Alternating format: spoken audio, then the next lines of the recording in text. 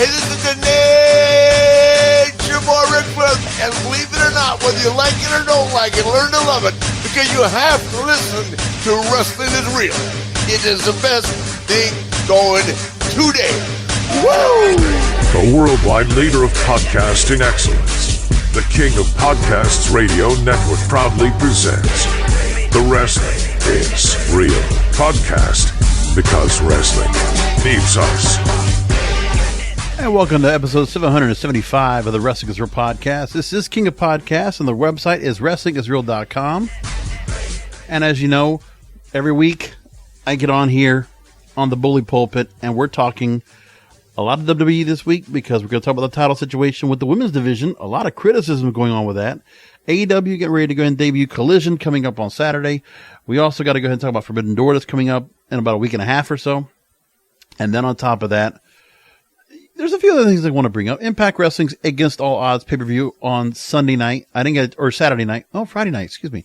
And I get a chance to go and talk about it. I was going to do a show because, you know, it was significantly important for the fact that we saw the title changes decided to make 4 weeks before Slammiversary, and we have that to come up as well with a couple of matches already set up to go. So Chris Sabin, new X Division champion, once again. I forget how many times he's held that belt. And transitional champion in Steve Maclin after Josh Alexander has to relinquish the belt. And Steve Maclin wins the World Heavyweight title, the Impact World title, drops it to Alex Shelley. How about that? And so Alex Shelley and then Nick Aldis winning the 8-4-1 match. So they had to do a few things in booking to kind of hurry up the process. They didn't have much time with Josh Alexander being out. They had to go ahead and do a lot of work to make up. They had to use Against All Odds to really do some significant changes coming up. And they decided to do that with the fact now that Slammiversary is completely different what you thought it was going to be. We thought it was going to be Steve Maclin going on as champion. Well, that wasn't the case. Steve Maclin on a short run as a title holder sounds good to me. I don't have a problem with that. And now you move forward and you say, okay, now we're going ahead with Alex Shelley, who's never held that belt. Been around the business for a long time. I never thought they would give him a world title, but he's been crowned. And listen, great match with him and Maclin. So I don't have a problem with that. I think it was a good move. And because of that, Slammiversary is actually going to be pretty good this year. I mean, Trinity and Deonna Purrazzo, most likely, they're going to go at each other now coming up with Slammiversary, and there's some good matches to be held. Some good matches to be set up already. I like it. And it's a good start. So Slammiversary looks good in 4 weeks, and Impact Wrestling is on an upswing right now. It's really good to see that. And with some of the changes they made, getting in Nick Aldis at Revolution, getting Trinity in to debut afterwards, and to switch now and let the Motor City Machine Guns hold some gold individually. Yeah. I mean, Chris Sabin holding the X Division title, it was time to let Trey Miguel drop the belt. So that's understood there. The X Division just needs some other players to work against. So Chris Sabin being a veteran holding the belt and putting those stars up there up front to get Slammiversary to get the good crowd, yeah, that makes sense. And Alex Shelley will have his first title defense at Slammiversary. But the real sticking point is Nick Aldis could win that match. And that's now a really good match they put up. And I don't know if I've ever seen Nick Aldis and Alex Shelley in a match one-on-one. Sure, British Invasion took on the Motor City Machine Guns, but I don't think ever, I can't remember if Alex Shelley took on Magnus back in TNA or into Impact Wrestling. I don't know that. I'd have to go back and look at the records, but, you know, that's besides the point. So let's get into the WWE first. Before I get into the part about the title changes, okay? Getting rid of the Raw and SmackDown Women's Championships by name and by title. I'm fine with that. To go ahead and take away the whole Raw SmackDown branding, I think makes sense.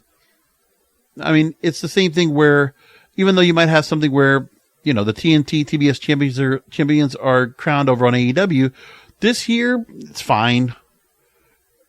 But there's not much of a distinction between the women's champion and the women's world champion. And I wish there would have been something else for the women's world title. Like, I don't think we're going to bring back the butterfly belt and have a Divas champion. I don't think anybody wants that. But I'll tell you, if you wanted to do something to go ahead and kick the ass in the women's division, get the Divas storyline back going again. Honestly, if we had Divas that were coming back, or not Divas coming back, but like if Trish Stratus was headlining like the original guard, and something that you did where she would be aligned with some other women that would be considered divas in that first generation. I don't know. There's something there that if you want to just shake things up in that division, because the problem is there's a lot of women over there in the mix that in some cases don't really have much of identity and don't really stand out much. Bianca Belair does. Rhea Ripley does. But we've also had a lot of exposure of Becky Lynch and Bayley. And that division misses Sasha Banks and Naomi greatly. Greatly. And look, Sasha's done fine. Mercedes Moné, New Japan, she is hurt, unfortunately. Now, and there's a couple of things going on with her. And Trinity going into Impact Wrestling, working with the Knockouts.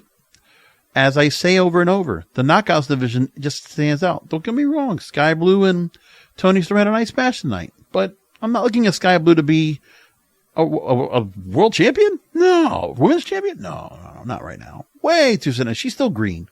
She's gotten better since she came there. I like her, but she still runs at a certain pace.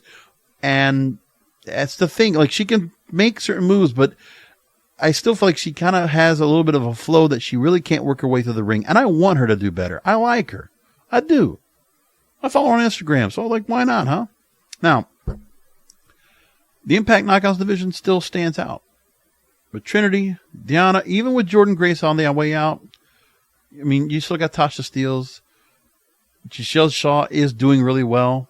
And you still got some of the tag teamers in there with the Death Dolls and Rosemary now, it's Courtney Rush, right? And, you know, they brought back Nevaeh back once again. Like, yeah, that's nice. You know, Taylor Wilde. Oh, that's good. And Knockouts have a good thing going. And they still are very prominent. And I like the fact that not this past pay-per-view, but the one before, that they let Deonna Purrazzo and Jordan Grace main event. Or was it this one? No, it was this one. Yeah, it was against No. It was the pay-per-view before. Sacrifice. And they let them main event that show. Good. I like that. It would be nice to go and see if maybe Tessa Blanchard comes back after all the controversy. Like, I know everybody has their whole thing about it, but you know what? Good women's stars are hard to come by to bring into these other divisions. So if we can bring her back in, you know. I mean, I don't think you're going to get Taya Valkyrie to go work in every company like she's doing right now. I mean, she works Mexico. She does a little bit of AEW, right? She's doing MLW. Like, she's working, okay? Working a lot. La Huera Loca. It's all good stuff anyway. Now, WWE is looking at their broadcast deal. I think this is still something important. And the Hollywood Reporter, I don't know how many people probably talked about this. Maybe, you know, Brianna Thurston at WrestleNomics probably brought it up, or John Pollock at Post Wrestling. I'll be honest, I have not been listening to any of the podcasts out there. The other wrestling podcast, I've stopped. I can't listen to any more criticism and the bashing and the certain like sidestepping on everything. Even the same thing with Vince Russo and Eric Bischoff. I get tired of the clickbait and the headlines they're trying to create. And, you know, all those shows are based on trying to stir up shit. Fine, go for it. That's not what this show is. I enjoy my criticism and my comments, but you know what? I think I'm just doing this because I just enjoy doing this. That's all there is to it. This show does fine. I get an audience here. It's nice. You know, I could pull, you know, a couple hundred or 1,000 viewers for a YouTube video or for a broadcast, you know, when I'm doing a pay-per-view. Some people can enjoy that and they notice it. And they notice I also like watching watching AEW a lot. I like what they're doing. I like Impact. I like MLW. NWA, nah. I wish they had some more new stars to work off of. It's just not vibing much with me. And I don't know. It was just, I mean, I can still watch them. Like, I still follow along a little bit, but I don't watch religiously because there's just not much time. And now there's not going to be much time with Collision. I mean, for me to go and continue to keep catching up with NWA. I got them subscribed on the YouTube channel, but man, to make time to go and watch, it's tough. It's fine. There's just a lot of wrestling going on, and there's a lot of podcasters I'm not making time for. And to think how many I used to listen to, man, going back to like 2006 when I first thought about even doing podcasting in the first place, man, I was listening to a whole lot of people. When I think about Tony, Kevin Castle, and, they're all doing their own things. And I think about the Pro Wrestling Report out of Milwaukee, or I think about the Pain Clinic and, man, how many other shows? Shake Them Ropes, Between the Ropes, which was in Orlando, and Brian Fritz. And I think about Live Audio Wrestling, the one that's Sunday Night's main event. Like, oh man, I'll tell you, some of these shows I just can't listen to because, sometimes they just bring things up that I'll need to be hearing about. Wrestling Soup, a lot of Wrestling Soup, right? And now I'm at the point where I just don't catch all these other shows. Because all these other shows have evolved and changed and have gone on, and they got to go along with their audiences and, follow along the trail, follow the carrot of keeping their audience happy. Me, it doesn't matter. I mean, I'm not worried about some big, huge audience and the feedback I'm getting. Because, I get the feedback I get, and if I get it, I bring it on. And if I don't, it's fine. I don't know, I don't talk about this much, but, it's what it is. I'm in a good mood, though. I got my new chair. My studio's all set up nice. I still I gotta go and change the ceiling fan I got in the studio here, so it doesn't make that noise. I know that's a thing. I'm trying to get the noise reduction to fix it up, but it is a hindrance. It's time to replace it, and I will do something about that. But you know what? It's 95 degrees outside in South Florida, and it's damn hot, so I'm not worrying about that. So now WWE is referring to a trend sports poll from SSRS-Lucre. Talking about consumer sentiment towards the show's star and brand. And they're touting that 90 million U.S. fans, according to Nick Khan, they say it's time to monetize with new TV deals. So they're using this as a predicate for them to go and get a new broadcast deal, which most likely will not be with Fox. They're looking at other networks now. One of the things I read about this week was possibly FX might take them on. So the Fox channel might not take it anymore. Let it go. They'll figure out something else for Friday nights. And then in favor, here we go with SmackDown moving to FX maybe? Or Raw? We don't know. But the new broadcast deals, it's time to find out what they're going to do. Now, we still don't even know the finalization of the AEW deal. But we do know it's continuing because they have greenlit the 2-hour Saturday night show on TNT. Dynamite continues to be on Wednesday nights. And as far as we know, Rampage is continuing, and AEW All Access will continue to be on Max. And Bleacher Report will continue to carry the pay-per-views. Great. We just don't know what the new deal is. That's got to be announced at some point. But we'll figure it out down the line. Once we hear about it, we'll talk about it right here.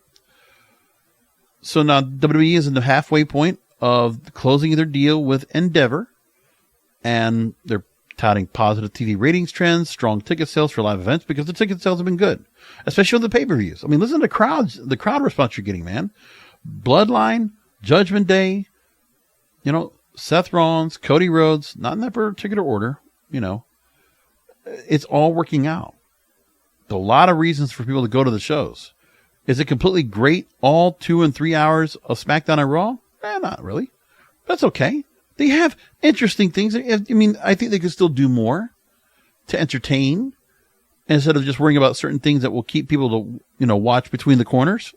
I wish there was more they could do, but they're doing it. They're trying. Alpha Academy, they put Sophia Cromwell in there, and, she's getting better. They integrated her out of Maximum Male Models, switched her into this. Okay, that's cool. I like that. And there's just still some stars in NXT that I'm waiting to see if I'm going to really be into. Oh, the potential of Braun Breaker, Ilya Dragunov might move up. Okay. Yeah, Seth Rollins is going to go to NXT and defend the title against Braun Breaker. I don't know if I like the idea of Seth going down to NXT, but then also the thought about NXT going on as a standalone brand again. So the developmental idea, I guess that's going to get shot again. And maybe it's just because of the fact that this company just cannot develop talent to the point where it could really stand out. They struggle. It's always some of the stars they bring in that have potential already coming in the door. So Austin Theory coming out of Evolve already had potential coming in through the door. Roxanne Perez is another one I'm going to say. Through the door potential. There are some. I think sometimes the women they do a little bit better with. Gigi Dolan already had some potential, I thought, out the door anyway as Rebecca Kelly. Tiffany Stratton as NXT Women's Champion. Yeah, I like her. There's something about her. You can see there's an it factor with her, and she can move over, and she will do really well. Carmel, your days are numbered. You're about to be a mother. Congratulations. But you know what? You might be sidestepped for Tiffany Stratton. Just watch. So 2022, they show that the number of Americans aged 8 and over who are identifying as WWE fans has continued to grow. 89.9 million fans. So this is a new record, and the previous record of 2021 was 85.1 million. The research firm's poll results are representative of the U.S. population age 12 and older. More than 500,000 Americans have been interviewed for it over 25 years. And in the study, they said that, quote, more people identify themselves as WWE fans now than at any time in the history of the research, dating back to 1994. So they're negotiating new rights deals for the media, for their Raw and SmackDown shows, right? And the company's using these data points, showcasing a broad family appeal. They're touting higher live attendance as of late, a series of WWE events breaking live gate attendance records. And the firm has, over the last 6 months, set all-time highs for gate or attendance in 57 cities around the world and broken the gate for each of its premium live events over that time period. Remember, the plan's set in place. Roman Reigns, many times, or the Bloodline, headlines all these shows. And then you bring in the occasional Logan Paul appearance, the occasional Bad Bunny appearance, right? Brock Lesnar coming into the appearances. And presto change, you got it. You got it set up. So Nick Khan spoke at an investors conference on May 23rd and said the streaming success on Peacock was very successful. Quote, if you look at WWE Network in the United States, we shuttered it to go to Peacock 2 years or so ago. All the subscribers we had migrated to Peacock, plus millions more who NBCU would tell you are directly attributable to WWE in terms of paid subscribers. Yes, so moving from the network to Peacock, well, because you changed the price from $9.99 to $5. Yeah, half the price. Of course you should be able to get more subscribers, which is what they wanted to do. Because the money's not so much on what they're going to make off the Peacock subscribers. It's still the money they're going to make off the merch, off the live events, the gate, and the TV. On the advertising and the broadcast deals themselves. 22 million paid Peacock subscribers, millions of them. But I know it, but we've given NBCU our word. We wouldn't broadcast our information. But basically, we're a churn-proof property since we go at least once a month with our premium live events. And so we think we've over-delivered with Peacock. We think we've over-delivered with our partners. It's time to monetize it properly. Nick Khan's just talking. He's not bluffing, man. With the Endeavor deal, they can boast, they can brag, and they can claim a lot of fucking money. They can do that right now. There's no doubt about it. And good on them. Like, why not? Let's see what kind of money they can make. They want to be what the sports leagues are. They're showing it. They're in the same league as the UFC. If they're not getting a deal that matches that, there's something different. So they're going to try. And NXT can also be considered in the mix as a property that might be sold. So here we go.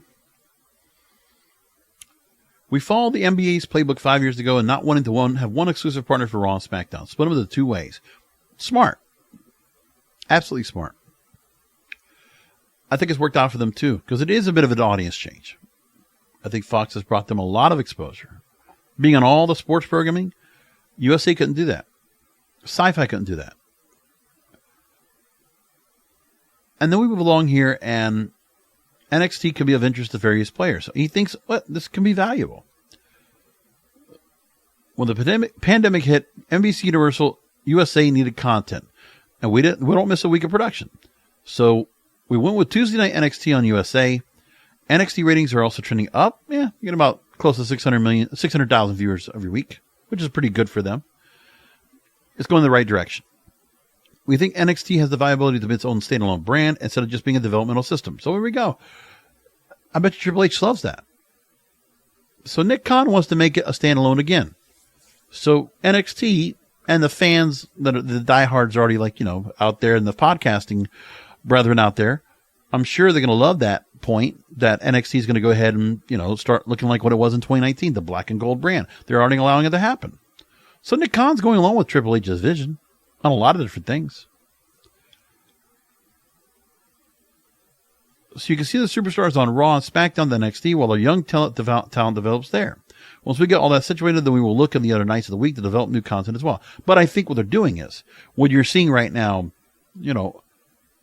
Humberto Carrillo and Angel Garza moving over to NXT, seeing Baron Corbin making a visit to NXT, seeing, Dana Brooke come over to NXT. Yeah, they're incorporating the other stars to come down there to visit and to give these younger stars somebody to work with. They have to bring in veteran talent. It's smart for them to do that. Like, I'll tell you, I kind of caught the interest of where Baron Corbin comes down there. Even when Dolph Ziggler came down a while back and became NXT champion, I thought, I was like, wow, okay, that's interesting. The fact they're going to have Seth Rollins go down to NXT and defend the World Heavyweight title, yeah, that sounds good. I'll watch it. I'll catch that. Plus, we're doing other matches as part of the Gold Rush, the special night of 2-hour event that's going on next week. Good stuff. So now,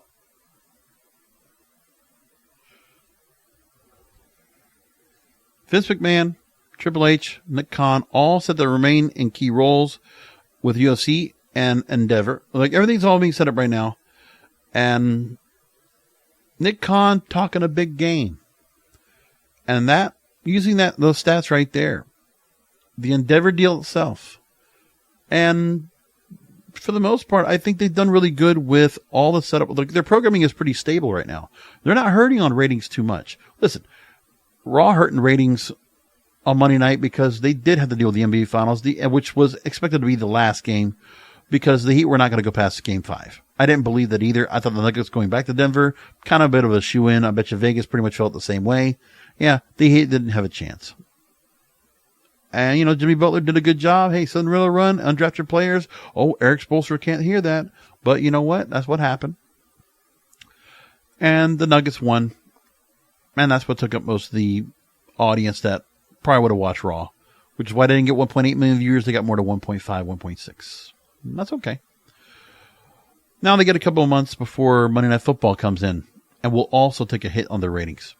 We'll see how that works out. Hey, Collision's going to have the same problem. Once college football shows up, they're going to take up quite a bit of audience. And the problem is that college football is not on one night. It's not on one network. Like, you're talking about most times on Saturday nights, Fox will have a Big Ten game. ABC will have an ACC or, some other kind of game. CBS might run an SEC football game on prime time because they all need something on prime time. The Saturday nights are dead. And if WWE's doing their pay-per-views, another thing that's going to hit in their way. So Collision is going to be, it's going to be a challenge for them. But you know what? The TNT wants to have something on Saturday nights. They're going to opt out of the movies. So they're going to have the, new classic Saturday night or whatever they used to have. They're not going for that. They're going to give the live sports, they're going to give AEW the chance to shine here on TNT. Now, it might work really well because the thing is, the Collision show, you can even do something to draw a younger audience that will not be interested in sports. You got a chance. I think AEW does can fit that mold. They could do something. They could make a difference over there. But you know what? It's been untested. Because even, WCW, when they had Saturday night, or when the, NWA was running on TBS, it was always a 6 because it didn't go up against Saturday night sports. Especially when it was college football or basketball or baseball, which normally would have been on Saturday nights. But, things change when the networks were a big difference, and cable as well. So let's get into what WWE's been doing right now in terms of the belts and what they've changed, because they've done quite a few things now. It's a bit of a difference. I don't necessarily know if it's been much of a a difference to me, like I really feel something much. But, you know, a couple stories in the New York Post actually talked about a lot of things here. And, you know, we talk about that FX might be a contender for media rights. That Disney might offer that. Well, let's talk about it.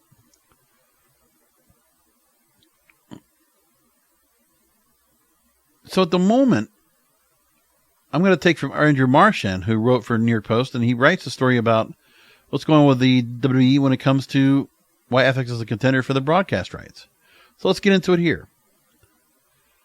Current deals right now with the broadcast deals. Comcast pays $265 million a year for Monday Night Raw. Fox doles out $205 million per year for Friday Night SmackDown. Contracts run out October 2024. Disney, according to the sources, is still interested in working with WWE.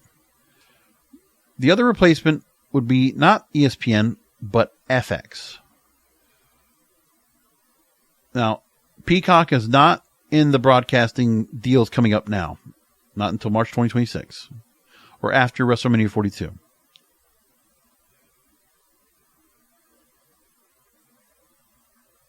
The numbers, if you look at normally, Fox right now is getting about 2.5 million viewers. The Blind Line is doing really great. Almost 1 million viewers for 18 to 49. And Raw, 1.828 million viewers, that's how it is on a normal basis for them. Besides FX, Amazon Prime Video might be interesting to them as well. And Warner Brothers Discovery and Apple are dark horse candidates. I don't get where Warner Brothers Discovery would be with AEW. That doesn't make sense. CBS is not expected to be on the rights. Like, you're not going to see WWE on Paramount Network, former Spike, former Pop TV. No, that's not going to happen. So they're going through, and, you know, right now there's a lot of talk. At the moment, Jimmy Pitaro leads sports acquisitions for Disney. He's the ESPN chairman. And because WWE has joined Endeavor, Nick Khan has a strong relationship with Pitaro and ESPN president of content Burke Magnus, while Endeavor's leaders, Ari Emanuel and Mark Shapiro, already have a bond with ESPN because of their ESC deal. So they're going to have a place to go. The matter is just the money. Again, they talk about Amazon Prime could be in talks. You know, they could try to do something as well. And they're trying to work on it.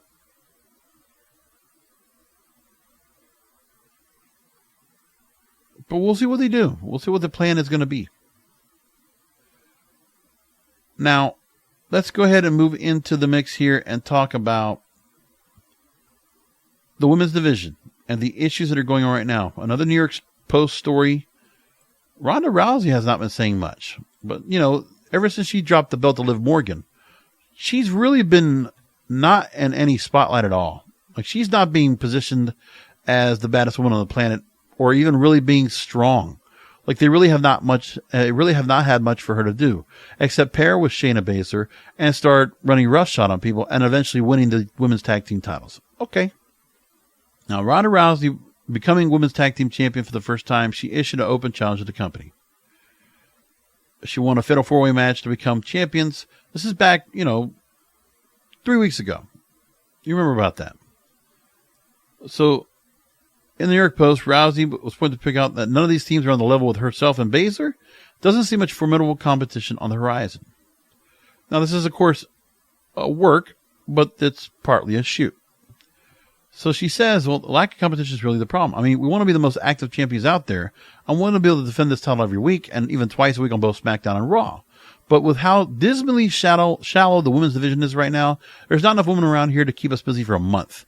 So that's the biggest challenge. We have to get this company to actually care and invest in this tag division. Yep. So that might have been a work. And of course, this is a worked story, but there's some truth behind it. And this is where we are now. Move 3 weeks later to the negligence of the women's division. And took a few different stories that are talking about this. So the wording of the WWE Women's Championship is reportedly a result of Ronda Rousey's recent move exposing the company's negligence towards the female division. So going back to when she won the World Tag Team titles, the Women's Tag Team titles, and addressed it on Raw several weeks ago, for Friday Night SmackDown, the company revealed a plan to pull off a special segment.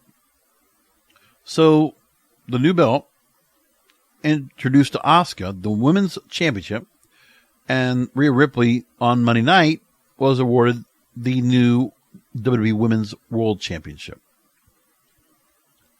So, the idea came to make the brand switching convenient for both Raw and SmackDown champions, but a recent report suggests some deeper reason exists.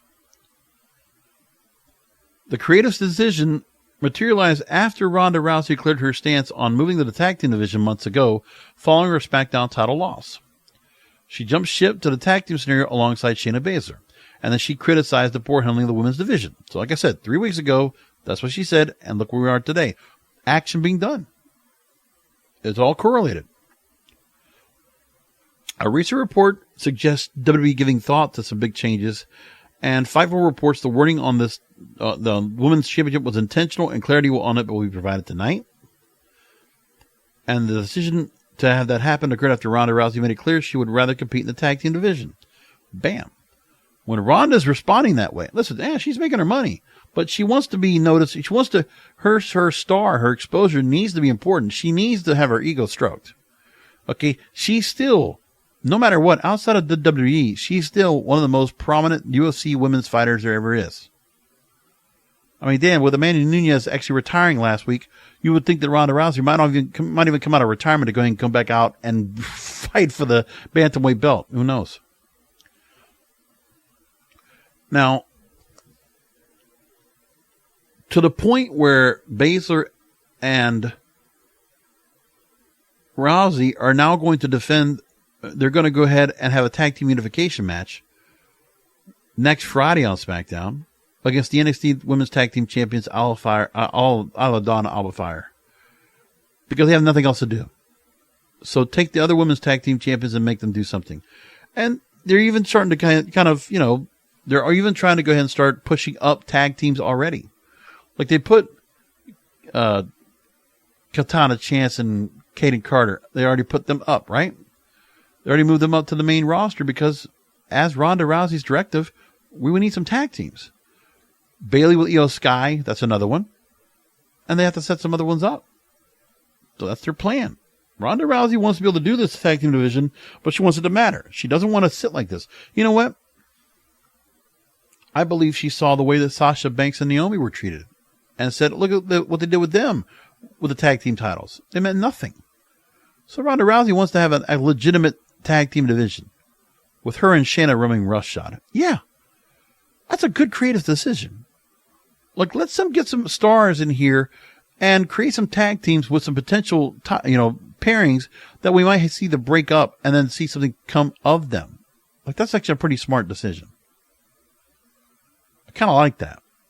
But we don't know if they're going to do that. We don't know what they're going to do, but that would be helpful to move that forward. And if Ronda Rousey's the one that's kind of stirring the pot to get it to happen, yeah, let's see that happen. Ronda's right on this. Even though it's going to be for her own benefit, she's not wrong. The women's division does need some changes, and it does need a little bit of shaking up. Like, we need some importance. If Ronda thinks she's not going to be the champion on either side, okay. Asuka and Rhea are. Where's their competition? And the same thing goes for Ronda and Shayna. Where's their competition? I agree with it. So, a lot is explained right there. And I can appreciate what they did right there. Now, that makes complete sense to me. Let's do it. Let's go. Now, one of the people I would normally listen to, but I haven't had time because, you know what, I just got to I have to catch clips of Keep It at 100 normally, but you know what, sometimes I can't. Hughley, right? Is that his name? The guy that always puts up the YouTube clips? I followed that channel for a while. I got tired of the constant clickbait he puts on there. Hughley, that's what it was. And then when I hear the comments, sometimes I feel like, and you know what, I like this going further, but man, sometimes it's fucking tone deaf, man. And then I'm waiting for Conan to go and give voice of reason here. Cause usually, I mean, I let this go get the point where he reads out the voice, the mailbag, gets the point across. And then I hear, Joe or whatever, the producer, he's trying to go ahead and make his point. And I'm like, oh, can we just hear Conan's take, please? And, after he hits his kazoo, okay, Conan will make the point that I'm looking for. The reason I listened to the damn video in the first place. Because he does like to go ahead and, Disco's also very critical on a lot of things. So don't get me wrong, he's probably right on a lot of those things, but I just can't keep hearing that kind of criticism from everybody else. Like JD from New York, or, Jason Agnew, or, pick other names. And Joey Numbers, there you go, that's another name. So I gave you a few examples. Conan talks about that the women's division, how it's being booked, is atrocious. An atrocious job. So here's what he said, quote, "Look at all of them. Natalya's stale. They put Raquel and Shotzi together after they had Raquel with Liv Morgan, and then they had her with Aaliyah. Becky and Trish are about the only ones that are really getting any quality storylines. But they've done an atrocious job, and it's not Bianca's fault. It's creator's fault because she's become stale, I wouldn't mind her turning heel." He's not wrong with that. I also thought that the idea would actually work really well for that too. But what else can they do? What else can be done right now to really kind of change things up? But they don't have anything at the moment. It sucks. But I'd like to see something kind of changes around. So, like, the women's division does need its help. It needs to get moved around and see what happens. Meanwhile, there's a lot of shaking up right now of the rosters. So, even with the draft, doesn't make much of a difference in what they're doing. Changes are coming along. So, I talked about the NXT. I may mention that Braun Breaker and Ilya Dragunov are main roster bound. And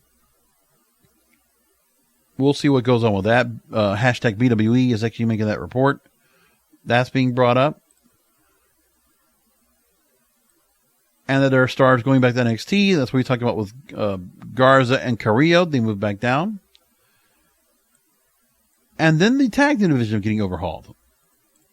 So in that story, WrestlingNews.co, we talked about how the hashtag BWE Twitter account talking about the women's tag team division being overhauled.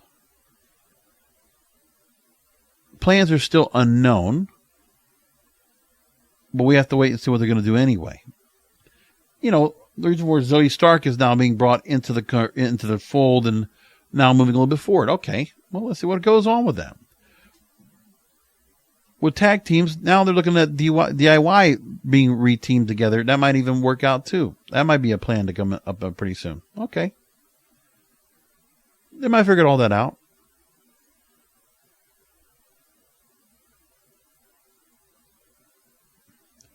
They brought up Cameron Grimes. Let's see what they do with him. There's much more to go with that. Just not sure what they're going to do. Let me get a few other stories in before I go into the AEW. And I'm moving. Well, no, AEW we're going to move into right now. Because I don't have anything else to be related I got to do. We're going to go to AEW now. We're going to go to Impact Wrestling after that. So let's get into AEW. Collision now has a European, or has a deal right now in the UK. Fight TV will be airing the show in the UK, Ireland, Australia, and New Zealand as part of their AEW Plus subscription package. And they'll have that all set up. So Collision will be airing on ITV4 in the UK market on Wednesday nights, and it'll begin June 21st. So you go with that. So it'll be on tape delay. Dynamite and Rampage will also air the station a revolving time slot on Friday and Tuesday. Dynamite normally airs on 9 p.m. and then Rampage airs after 11 p.m. in a time slot.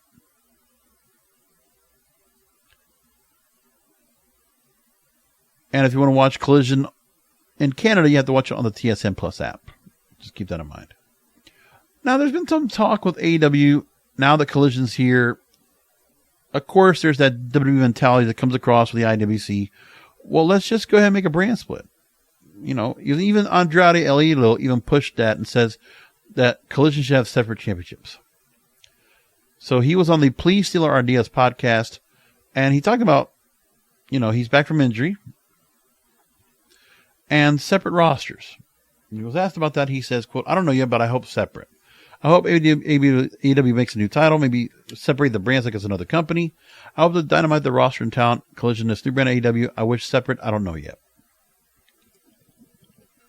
He wants to be able to see that the titles are competed for. You're already kind of having that over on Rampage because the TBS title, and I guess in some cases you can see the international title was defended a lot over on the Rampage show. We still don't know what Rampage is going to look like, but Rampage, obviously, they're still putting some emphasis into because they put Will Ospreay on the show this week coming up. So they got that all planned up, plus among other things they're going to be doing, which is fine. So AEW Collision's already set up. They got matches all planned out. Let's go into what they already did on Dynamite this week in terms of what they did tonight. MJF and Adam Cole going to a half-hour draw. Love it. MJF doesn't take the 5-minute bluff, the challenge by Adam Cole after the match is done. Works out for me. But, hey, great match to start off. A great teaser. People are going to want to see more of it. And you're teasing the fact that the match could also be another long match that'll come out. Kind of the same idea what they did with Bryan Danielson, which is fine with me. And Danielson still couldn't get it done. So Adam Cole's in the same state here. But it's a good setup. I like it. And you can set things up after Forbidden Door. And I'll tell you, man, Forbidden Door, they're building that sucker up big time. You now have 4 matches now scheduled for next Saturday. Next Sunday. So that show is all set up to go right now. So let's go into it as we already have at the moment. So far, Sonata tonight, he's going to be challenged by Jungle Boy Jack Perry for the IWGP World Heavyweight title. MJF will defend the AEW World title against Hiroshi Tanahashi. These are dream matches. And the New Japan stars are getting on here are the ones you want. Kenny Omega against Will Ospreay, IWGP US title. And the Rainmaker, Kazuchika Okada against Bryan Danielson. Wow. That's a monster lineup. It's what Ring of Honor had with the Super Show, right? It was the G1 Supercard, what was it, 4 years ago, 5 years ago? And here we are again. It just feels like that. This is even a better Forbidden Door, I think, than the one they did last time. I love this right here. This is massive. It's a big summer for AEW. After this, you go to London, and then you got All In Chicago. Wow. And then you're having to pull off this big show for United Center. And that CM Punk's going to go ahead and speak. Most likely part off the show on Collision. And then move forward into the tag team match, the triple threat, the trios match later in the night, which is a very good match for a main event on that show. Wow. Among other things. So that's a good setup for that. So everything's set up. Sammy Guevara confronting Chris Jericho. Now you got to set up for Darby Allin and Sting against the Sex Gods with Jericho and Guevara teaming back up. We're going to see a split right there. So I guess Jericho and Guevara are set next to go into their own program, which is where I think where things will go.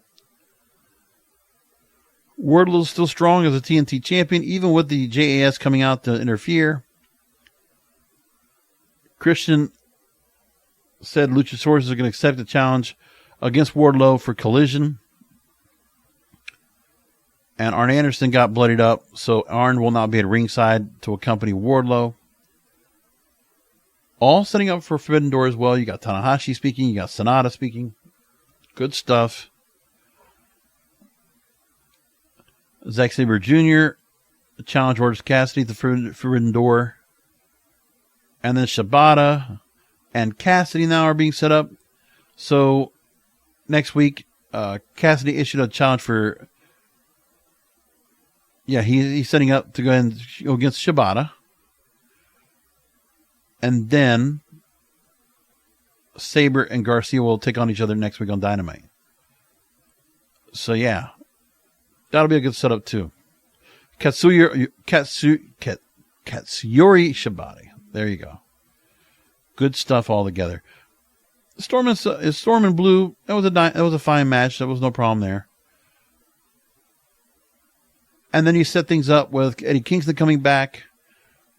Ospreay going after Kenny Omega to set things up for Forbidden Door. So the Forbidden Door quickly built up to a really great show coming up next weekend. And of course, I'll do a post show after that. Sunday night right here, WrestlingIsReal.com. Go ahead and look for it. I will do that. Now, Tony Khan was also asked about the plans for Collision and what's going to be happening. It was on the wrestling podcast with Brandon F. Walker, Barstool Sports. And he spoke to Brandon Walker, and he says that, quote, I'm going to feature certain talent on certain shows. I haven't drawn any hard lines or locked us into any kind of a splitter of the roster. But I think people are going to be featured on certain shows. I also think it's going to give us a great opportunity to showcase certain wrestlers on both Dynamite and Collision at certain times and certain stories that could cross the shows. I'm wondering if they're going to have storylines that will cross over and they will be featured on both Dynamite and Collision just to move them forward. I think the champions of the AEW will be the champions on every show, and frankly, every promotion in the world. We're not shy about the AEW wrestlers going out and taking the top stars, top competition from other companies. So that's how they feel on that so far. And there's also some things that were asked about when it comes to Collision that Tony Khan also explained. Let's go into a little bit more. Oh, actually, it's the same article that I just looked at from Raja, so I thought it was going to be something different, but I guess it's not. And you know what? I'm not doing the thing where I usually stop and start the recordings too much. Like, I've been really just doing real time because I just gotten tired of editing. I'm lazy about it. I do so much for my full time, so I want to cut it short. I want to make it much easier. Let's get into Impact Wrestling and Against All Odds, which was a very good show on Sunday night. Alex Shelley beat Steve Maclin, and he's become the new Impact World Champion. The transition makes sense here. It was the right move to make for that right there because, you know, they are having a quick turnaround after Against All Odds. Slammiversary is just right around the corner. It's July 15th, Windsor, Ontario, Canada. And so far, they have set up at the moment Deonna Purrazzo and Trinity for the Impact Knockouts World title and Alex Shelley versus Nick Aldis for the Impact World title and other matches to be set up, which I'm sure they're going to really fill that up. No problem there. Based on what they're going to do tomorrow when I'm watching on Thursday night, the fallout from Against All Odds and how they're going to set that up. So Nick Aldis working his way up to be world champion and Alex Shelley be the one that might drop the belt to him could be very much something that will happen at Slammiversary. I could see that. Not much of a build though. But I'm sure just saying enough about what they're talking about, like there's a lot to be said. I mean, when we looked at the story when it came to starting off the night and Frankie Kazarian and Eddie Edwards, you know, they talked about the history of both stars working in the Kowalski school, right? Both trained by Killer Kowalski. They hit us over the head with that point over and over and over. But the great match, don't get me wrong. Kazarian wins, or Eddie Edwards. ABC took on the Good Hands and retained the Impact World Tag Team titles. ABC still needs to find new opponents. They'll defend those belts, I'm guessing so. Master Slammiversary over Killer Kelly in a pinfall in a dog collar match. And, you know, that was okay. I get the story they're trying to give, but there's not much more to it. They just really hate each other. Okay, fine. Chris Sabin over Trey Miguel for the Impact X Division title. Interesting to go and see that here and to see the change for Sabin to go and hold that belt. That's fine. But there's still a quick turnaround to go ahead and find out who they're going to have next. Just don't know. The 4-1 match was an interesting concept we never saw before.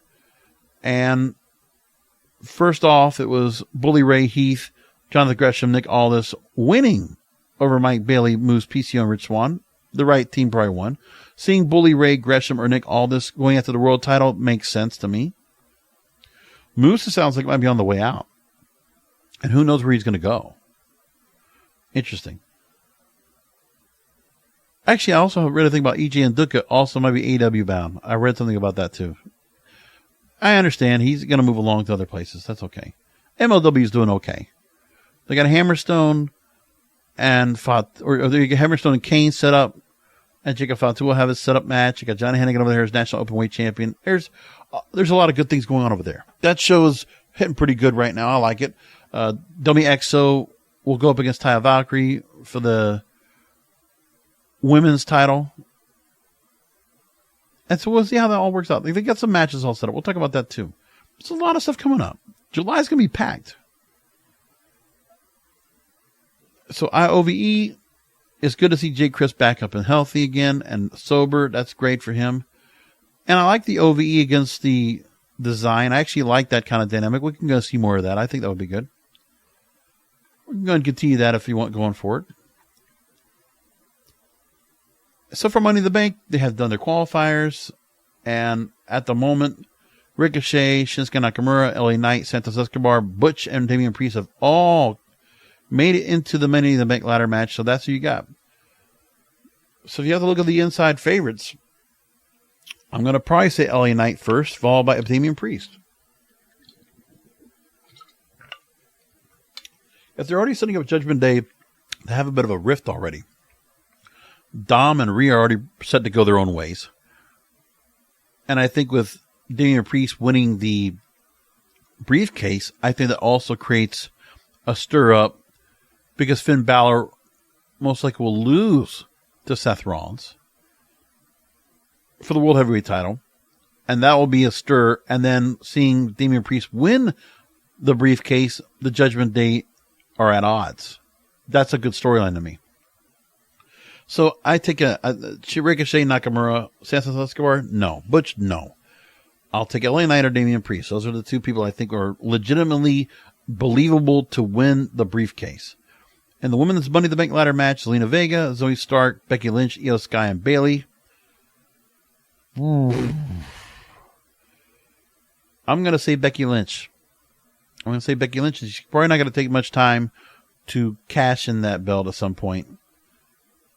And do I see her going up against Rhea Ripley? Sure. I like that. I do like that a lot. I mean, Zoe Stark, what is she going to do with that briefcase? I mean, does she move over to SmackDown to go against Asuka? I mean, they don't know Zoe Stark, I'm interested to see how she's going to turn out. She did cut a promo. You know, she's out there coming Trish Stratus. Doesn't do much for me anyway. After she interrupts Becky Lynch, I'm just like, the promo cutting right there. Becky's got you. And I think Becky's just, you want to have that match? That's fine. Go ahead and have it. We could have that. We can see how it works out. So you already got the 2 Money in the Bank ladder matches. They're set up for that. They're 2 weeks out. Seth Rollins, Finn Balor, World Heavyweight title. Cody Rhodes, Dominic Mysterio. I like that match. I like the setup for it. It's a good buffer for Cody to continue to have until he can get to Roman Reigns, which is the ultimate goal. We don't need Cody in the World Heavyweight title feud or in running or contention for that. Roman should be his target, and it should continue to stay his target in storyline. That's what needs to happen, and I hope that's what they're going to continue to do. And do you realize, too, that after Forbidden Door, we also got Death Before Dishonor? Like, wow, there's a lot of stuff going on. I don't know how Ring of Honor is going to keep this up, but they got a lot going on. No card set up as of yet, just to keep that point, too. Now, when it comes to MLW's Never Say Never, let's look at what they already have the current setup right now for the matches at the moment. And currently, we have 7 matches already scheduled. Alexander Hammerstone, Alex Kane. And I feel like Alex Kane, the momentum's been pushed on him so much that I think he takes the title off of Hammerstone. After a long run as champion, by the way.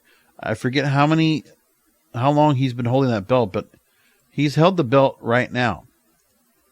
And at the moment, if I look at the current championships, Hammerstone's the 9th MLW World Heavyweight Champion, 617 days. It makes sense. So remember, Hammerstone's not lost that belt since 2021 of October at Fightland. So to have this right here makes sense to me. We'll take it. And I think it's time to go ahead and see the switch right now. So I'm going to take Alex Kane over Hammerstone at Never Say Never. Gene Snitsky, we don't know what his opponent is yet. Ichiban against TJ Crawford. Simone SWAT team, MLW World Tag Team titles on the line against the calling of Akira and Ricky Shane Page, accompanied by Raymond and Dr. Corn Wallace. And something tells me that the calling might take that match. We don't have Jacob Fatu on the card yet. What's going on with that? Well, let's see a match here, huh? Timothy Thatcher against Tracy Williams is now set up. For that, O'Shea Edwards will have a matchup. Microman in the main event with Jay Lyons and Midas Black will take on Jesus Rodriguez, the former Ricardo Rodriguez, and the FBI. They'll have that match set up. That's coming up as well. So that, again, is coming up July 8th. So look at what the setup is, okay? So we got Forbidden Door next Sunday night. Money in the Bank Saturday the 1st. And then we have MLW Anniversary Never on July 8th. Wow. And then we got Slammiversary July 15th. And let's get this, hold on. Let's get the rest of the card here. Big July coming up. We also have to consider that July 21st is Death Before Dishonor. So look at that. Look at that. 5 shows to look at. That's wild. Wild. We're going to have so much to go and work on here. So like 25th, 1st, 8th, 15th, 21st. Wow, that's a lot of stuff going on. Good stuff across the board. So a lot of wrestling to go enjoy this coming up in the summer. That's great. I'll enjoy it. That's the show tonight. We're going to leave it there. WrestlingWithReal.com. Look at all the stuff that's going on right there. That's where you can find the show. You can find where you can subscribe to the show, which of course is Apple, Spotify. Please make sure if you haven't done the rate and review, by all means, please do that. I would really greatly appreciate that because I really need that more than anything. So please consider that. And of course, Google Podcasts, iHeartRadio, all major podcast platforms, Amazon Music, it's all there for you too. And all my social media, Twitter, Facebook, Instagram, and TikTok at King of Podcasts. Until next week, come back for another Wrestling Is Real podcast because wrestling needs us.